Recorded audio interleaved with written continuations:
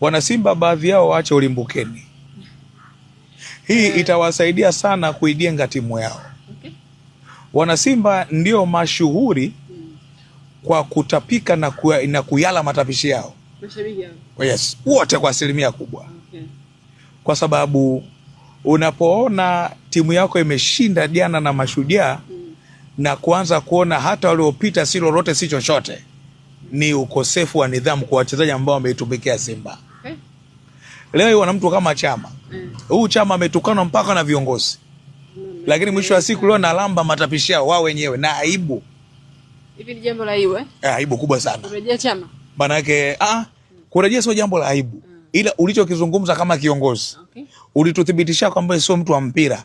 Ni haramu kwenye mpira. Chama huyo. Yes. Yaani unapoanza kumkashifu mchezaji ambaye ameondoka eti kwenye taasisi yako kwa sababu wewe haukuelewana naye katika makubaliano mezani. Haiwezekani. Hakuna soka la amacha kwamba mtu acheze kwa kujitolea. Wanapaswa kuwa na discipline na akiba ya maneno. Kabisa. Leo huyu mtu kama Libase Gay wameshaanza kumkashifu mtu kama Elie Mpanzu. Kwa mechi moja. Unaelewa vizuri? Inathibitisha wazi watu wa mpira, baadhi ya washabiki hawako sawa.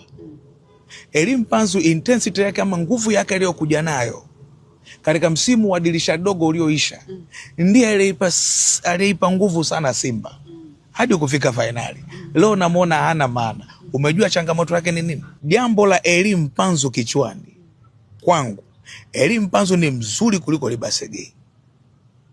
Kwa sababu zako binafsi. Yes. Elie Mpanzu si kana kwamba hana uwezo wa kufunga. Elie Mpanzu hatumii mguu mmoja 100%. Miguu yote inafanya kazi. Libase Gay ni mchezaji mzuri lakini anatumia sana mguu mmoja kama pangabwela mapokezi. Kwa hiyo mimi ukiniambia Libase Gay amemzidi Elie Mpanzu, wewe ni muhuni kwenye mpira.